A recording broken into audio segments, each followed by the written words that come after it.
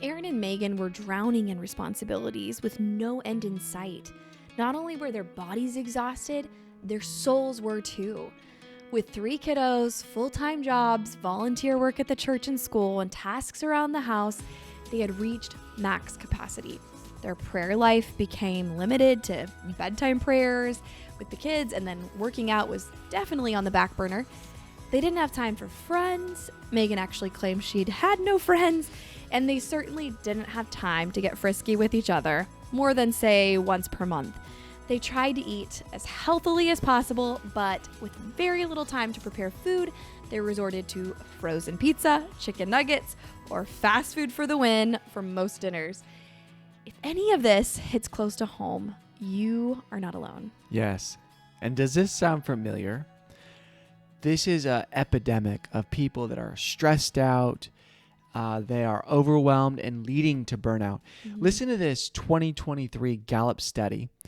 They reported that Gen Z and millennials are the most stressed, and this is especially bleak actually for women, that 55% of men ages 18 to 49 say they frequently experience stress in their daily life, compared to nearly 70% of women ages 18 to 49.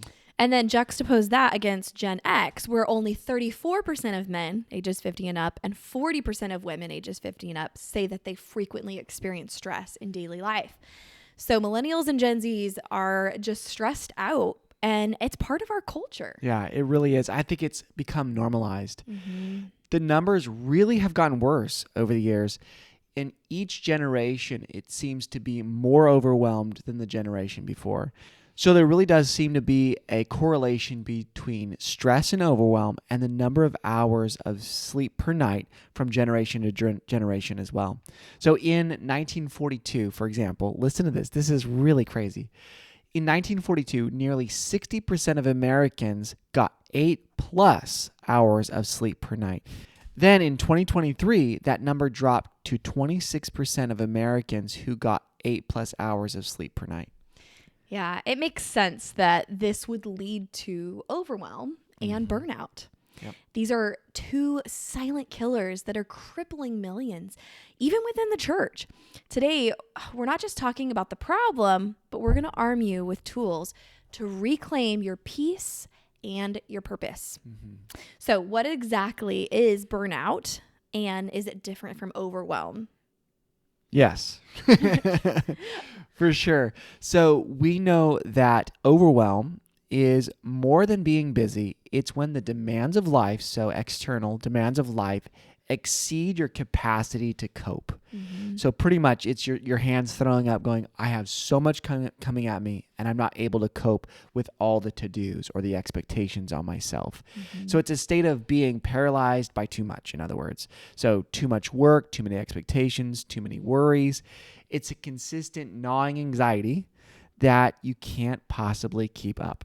Yeah. Overwhelm, you can think about it like your check engine light in your car. Mm-hmm. When it's on, the light is not the problem. It's something that has to do with the integrity of your vehicle. Yeah, like we had to go get our car smogged and get the registration, and I was like thinking about looking up stuff on how to like unplug the check engine light that was on. But see, that doesn't fix the car. Right. That actually will lead to damage down the road because the light is just the symptom. Yeah. But what really needs to be fixed is the car itself. The feelings of overwhelm are simply sending the message that your car needs to be checked. You need to be checked. And burnout, on the other hand, is the outcome of prolonged overwhelm. Mm-hmm. So burnout isn't just feeling tired after a long week. It's the chronic depletion of your emotional and physical reserves. And it leaves you feeling hollow and disconnected. It really is a syndrome that changes how you think and how you feel about everything, from your job to your family to your faith. You really get cynical, or some people get sensitive or snippy, or some people just get checked out. And so there's really this difference. And I think the differentiating factor for burnout is when you're really at the end of your rope and you've now detached feelings. Right. I think the detached feelings part is simply people kind of withdrawing the care, right? Mm-hmm. There's almost a care burnout too. Like Yeah. I just can't care anymore because I can't do it anymore. Yes. Yeah. So overwhelm is that temporary state of being overloaded, often by external factors, Mhm. whereas burnout is a more insidious and enduring condition arising from a disconnect between your ideals about work and family and ministry and then the reality of work and family and ministry at that time. I think, and the reason why we wanted to bring this to the DYMC community is that we're seeing more and more and more people coming to us that are like really high on anxiety, getting panic attacks, and they're starting to feel overwhelmed. We know that at the long road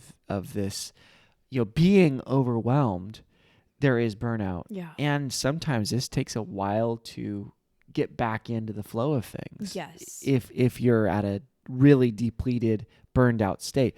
So what we're wanting to do is sound the alarm to all of you that are feeling, just overwhelmed and tired, and like, let's just say that this is your check engine light. Mm-hmm. And maybe it's time to just pull back a little bit and take inventory. Mm-hmm. What needs to be fixed? So before we get into what needs to be fixed and helping you with some solutions here, let's talk about what burnout and overwhelm are not. Right. Because a lot of people, what they do is they feel these things and they feel really bad about what they're feeling, about the desire to pull back, about the desire to unplug. And burnout, or let's just say that overwhelm, is really not a sign of weakness. Mm-hmm. There are actually psychological and physiological responses to sustained stress and unrealistic pressures. So they're not character flaws. Mm-hmm. This is not a character issue for you. It's just simply a warning. The feelings of stress and overwhelm are really warnings and signals that something needs to change. Yeah. Something needs to change. And that's really important for people to get, because oftentimes people that are experiencing stress and overwhelm are in charge of things. They have people relying on them. Yeah. They're doing things that are good and beneficial for other people. They're bringing life and joy to the world. But they feel that pressure, and that constant pressure makes them start to implode internally. Mm-hmm. So we shared some of the research earlier, but a little bit more research. It's so fascinating. Gallup also found that over 3/4 of workers experience burnout, and more than half of those suffering from burnout don't even realize it until it's severe. It results in prolonged recovery periods and, in some cases, permanent changes in mental health. And this is actually what we mean by permanent impact on the brain. So chronic stress from burnout has been shown to actually shrink your prefrontal cortex. So that's the part of the brain that's responsible for decision making and emotional regulation. So if you feel like you're going to freak out or you're just way short on patience, those are some of the signs of burnout, and also maybe prefrontal cortex shrinkage. Yeah, it's literally reshaping your brain. Burnout is really linked to a lot of other issues too, like 50% increase in the risk of developing cardiovascular disease. Mm-hmm. It isn't just about feeling overwhelmed or I feel, like I'm insufficient. It's about the real life-threatening impact on your physical health too. Yeah. I've actually heard people say, oh, this is just a season. I heard one author say something like, if your season keeps on repeating, that's not a season, that's your life. Right. So we have to do things differently. If you continue with the chronic stress, so remember that stress gets a bad rap. Stress is okay. Like, it sometimes pushes you to action, to do more, to do good work. It tells you that this is important. Mm-hmm. So sometimes stress is totally fine, but prolonged chronic stress, when it affects your sleep, when it affects your sleeping habits, your relationships, all these things, that right there is linked to heart disease, weakened immune systems, and it's even been shown to shorten your lifespan up to 20 years. Yeah. That's Isn't that crazy. Intense? I mean, you can shave years off your life, even if it's not the full 20 years. you're shaving time, even months or years at a time, off of your life when you allow chronic stress to overtake yourself and your family, your work, your ministry. Right. So what do we do? Like, this is important. What do we do? All right. So let's talk about a reframe. We're going to give you some practical tips. Some will be a reframe of thought, and then we'll also give you some things to practically do. Here's reframe number 1. There's a sacredness of saying no. Jesus himself often withdrew to lonely places when he wanted to pray and seek solitude. This is in Luke chapter 5, verse 16. Even the Savior of the world understood the importance of stepping back. Yeah. Saying no it's not a sign of failure. It's really an act of spiritual discipline. Yeah. It's prioritizing your God-given mission over the world's demands. Right. Well, I think saying no is so important in a world where we have so many options. We're blessed that we could do this or this or this or this. It's all open. Yep. But now that there's like almost you ought to do this and this and this and this, we're overloaded, and it comes down to, we're not omniscient or omnipresent, right? Yeah. We're not everywhere. We can't do what God does. Let's take God's example or Jesus's example of, hey, you know what? I'm going to pull away and go into the wilderness and be by myself. Yeah. Or do that one thing rather than taking on the responsibility and the moral normative that I need to do all these other things. Right. All right. Reframe number 2.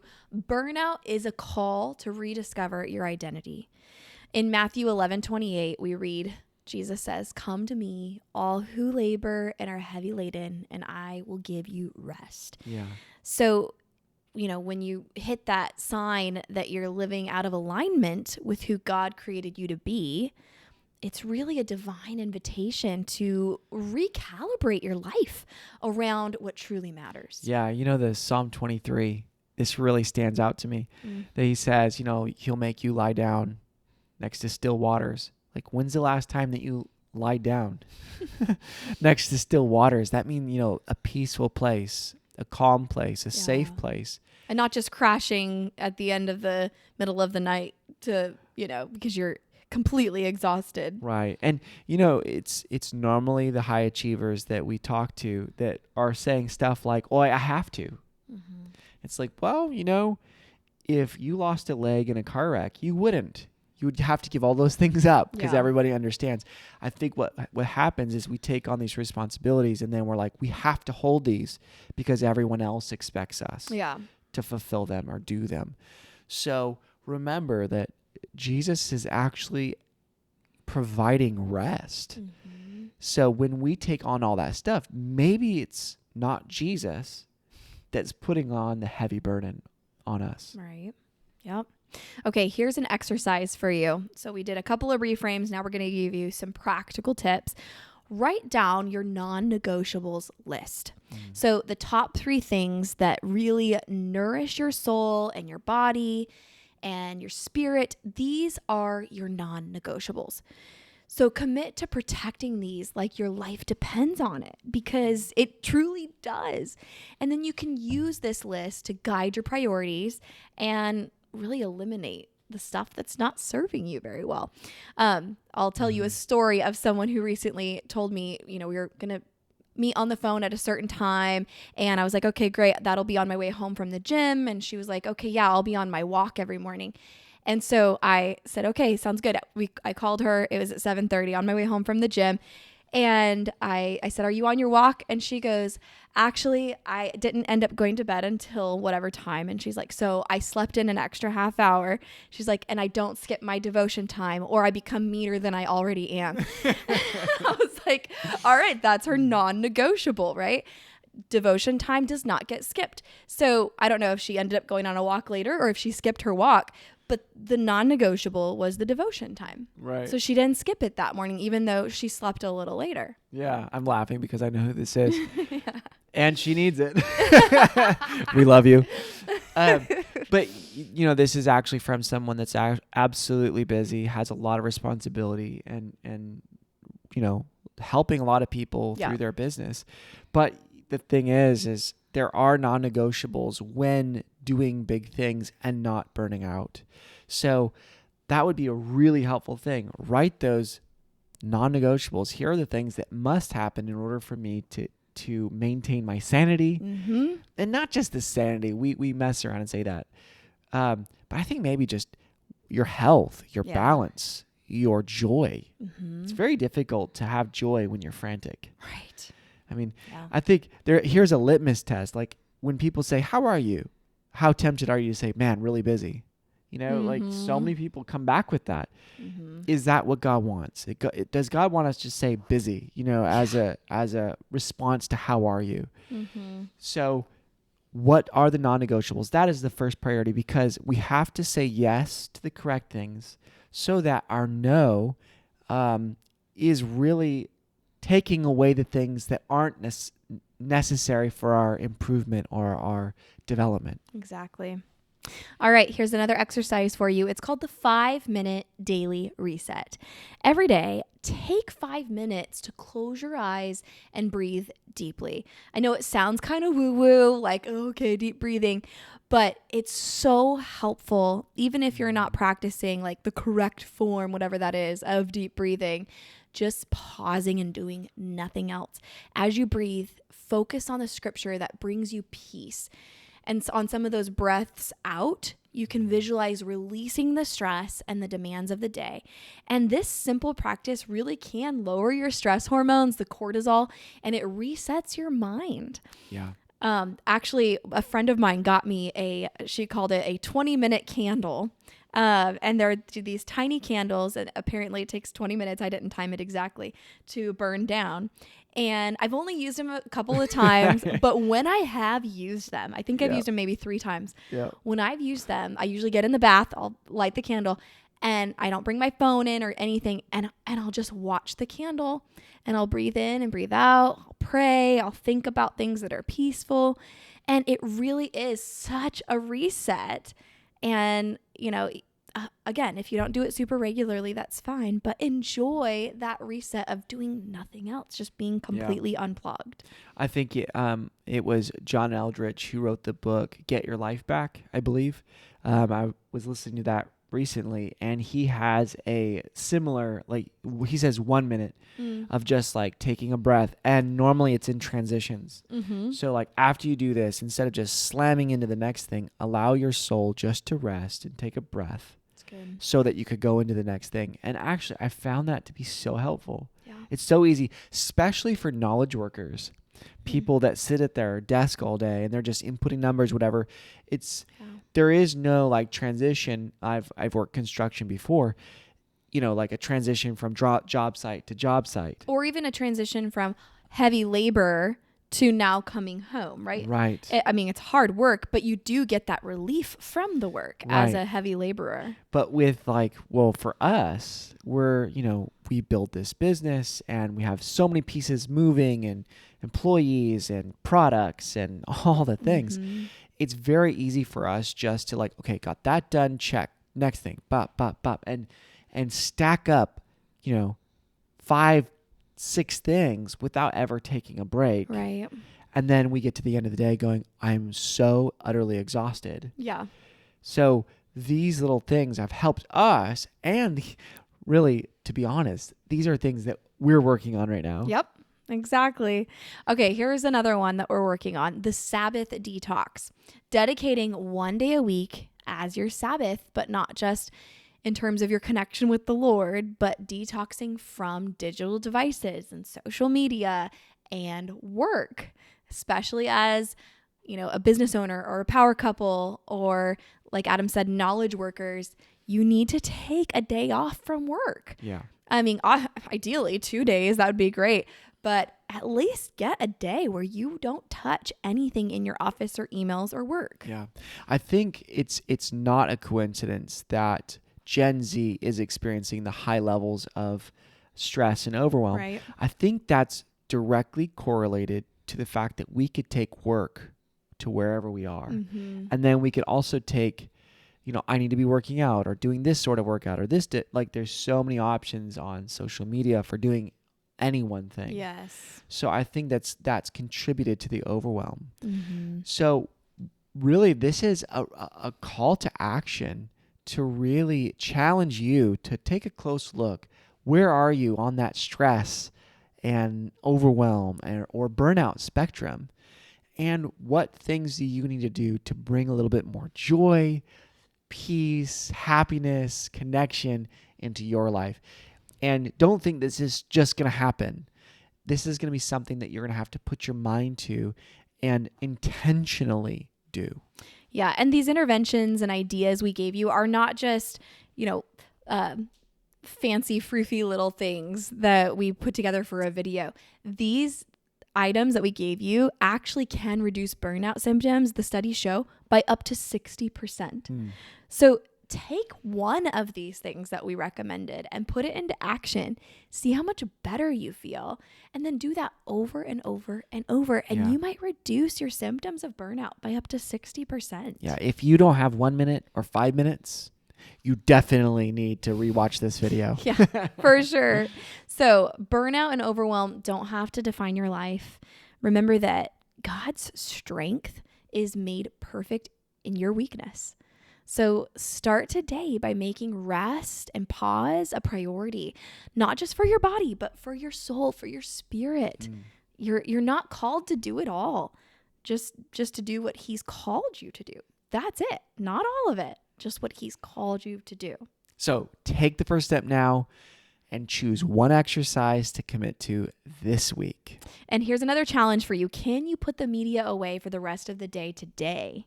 Let us know in the comments or in an email if you're accepting that challenge. And then also share in the comments one thing you're going to do to eliminate from your schedule this week to feel less overwhelmed and combat burnout down the road. Also, if you want to hear a story about a pastor who experienced burnout to the max and he lived to tell the story, we'll put the episode with Jathan Maricelli in the show notes. It's called Better After Burnout. Yeah, such a good one. Yep. And then there was another episode too that we did actually toward the beginning of our podcast back in 2020. Yeah, that was a really good one by Yuri and Cami Sangueza. It's called How to Avoid Burnout. It'd be a fantastic resource for you to listen to as well. Yes. And that one is especially for busy couples on the brink of burnout. They're a pastor and psychologist duo, and they pastor in Norway. It's an excellent episode for you to tune into and hear from their perspective. They share their own story too. Yes. We love you. Please take action and let us know what you're going to do this week. All right. See you next week, guys.